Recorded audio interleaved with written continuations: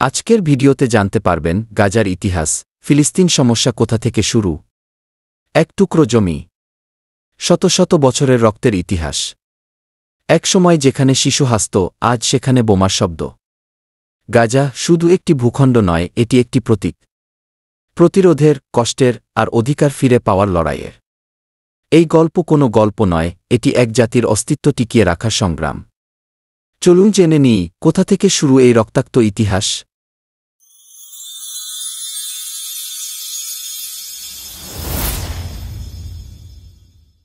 প্রিয় দর্শক, স্বাগতম লাইফ মাস্টার ভিকি ইউটিউব চ্যানেলে। আজকের ভিডিওতে আমরা জানব এক গভীর ঐতিহাসিক ও মানবিক ট্র্যাজেডির কাহিনী, গাজার ইতিহাস এবং ফিলিস্তিন সমস্যার শিকড় কোথায়। এই ভিডিওটি আপনার চোখ খুলে দিতে পারে, কানে পৌঁছাতে পারে এমন কিছু সত্য যা অনেকেই আড়াল করে রেখেছে। এই ভিডিওটি যদি আপনার হৃদয় স্পর্শ করে তাহলে একটি লাইক, শেয়ার এবং কমেন্ট করতে ভুলবেন না। ফিলিস্তিন, এক ইতিহাসের ভূমি। ফিলিস্তিনের ভূমি শুধুমাত্র মধ্যপ্রাচ্যের একটি অঞ্চল নয়, এটি ছিল তিনটি প্রধান ধর্ম, ইসলাম, খ্রিস্টান ও ইহুদি ধর্মের জন্য পবিত্র স্থান। ইতিহাস ঘেঁটে দেখা যায় খ্রিস্টপূর্ব যুগে এটি ছিল ক্যানানীয়, তারপর হিব্রু, ইসরায়েলীয় এবং পরে রোমান সাম্রাজ্যের অধীন। মধ্যযুগে এটি মুসলিম খেলাফতের অংশ হয়ে যায় এবং পরবর্তীতে উসমানীয় সাম্রাজ্যের অংশ হয়ে 1917 সাল পর্যন্ত ছিল। সমস্যার শুরু, বালফোর ঘোষণা। 1917 সালে ব্রিটিশ সরকার একটি ঐতিহাসিক ঘোষণা দেয়, বালফোর ডিক্লারেশন, যেখানে বলা হয় তারা একটি ইহুদি জাতির স্বদেশ ভূমি ফিলিস্তিনে প্রতিষ্ঠার জন্য সমর্থন জানাবে।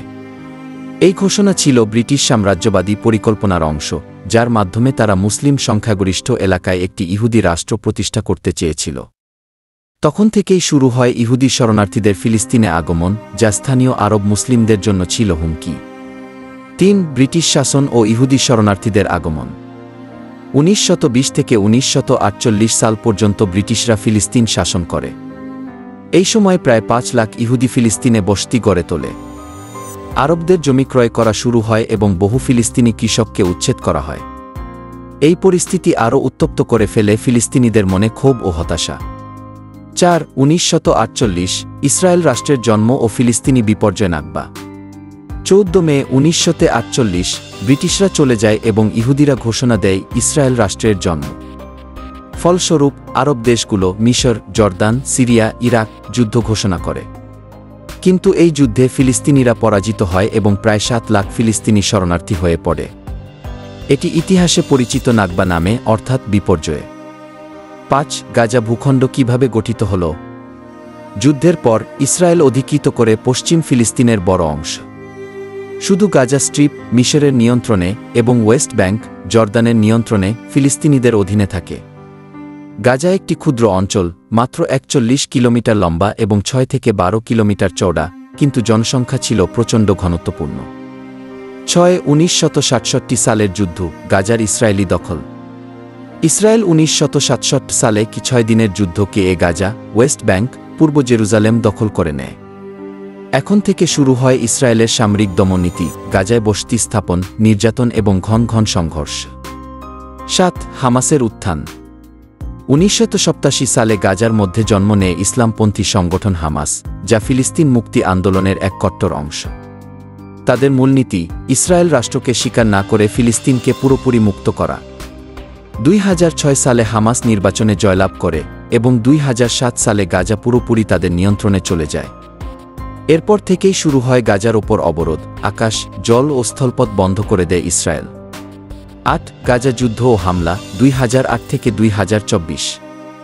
গত 15 বছরে গাজা একাধিকবার ইসরায়েলি বিমান হামলার শিকার হয়েছে।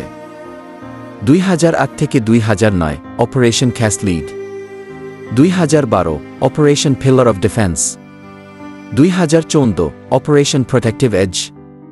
ইসরায়েল হামাস সংঘর্ষ 2023-24 সর্বশেষ ভয়াবহ যুদ্ধ, যেখানে হাজার হাজার ফিলিস্তিনি নিহত হয়। প্রতিবার হামলায় শিশু, নারী ও নিরীহ নাগরিকরাই মারা যায় সবচেয়ে বেশি। মানবিক সংকট ও জাতিসংঘের ভূমিকা। গাজা বর্তমানে বিশ্বের সবচেয়ে বড় খোলা জেলখানা নামে পরিচিত। 2 মিলিয়ন মানুষের জন্য নেই পর্যাপ্ত পানি, বিদ্যুৎ, চিকিৎসা। জাতিসংঘ বারবার এই অবরোধের নিন্দা করলেও কার্যকর কোনো সমাধান দিতে পারেনি। ফিলিস্তিনিদের অবস্থান ও সমাধানের প্রচেষ্টা। বর্তমানে ফিলিস্তিনিরা দুই ভাগে বিভক্ত। ওয়েস্ট ব্যাংকে ফাতাহ পার্টি আন্তর্জাতিকভাবে স্বীকৃত। গাজায় হামাস শান্তি চুক্তি বারবার ব্যর্থ হয়েছে, কারণ ইসরায়েল চায় না পূর্ব জেরুজালেম হোক ফিলিস্তিনের রাজধানী, আর ফিলিস্তিনিরা ছাড় দিতে চায় না অধিকার থেকে। গাজা সমস্যার ইতিহাস কোনো একদিনের ফল নয়। এটি শত বছরের উপনিবেশবাদ, সাম্রাজ্যবাদ, ধর্মীয় রাজনীতি এবং মানবিকতার ব্যর্থতার প্রতিচ্ছবি। আজকের গাজা শুধুমাত্র একটি ভূখণ্ড নয়, এটি এক জাতির আত্মার প্রতিচ্ছবি, যারা পৃথিবীর সবচেয়ে কঠিন পরিস্থিতির মধ্যেও বেঁচে থাকার স্বপ্ন দেখে।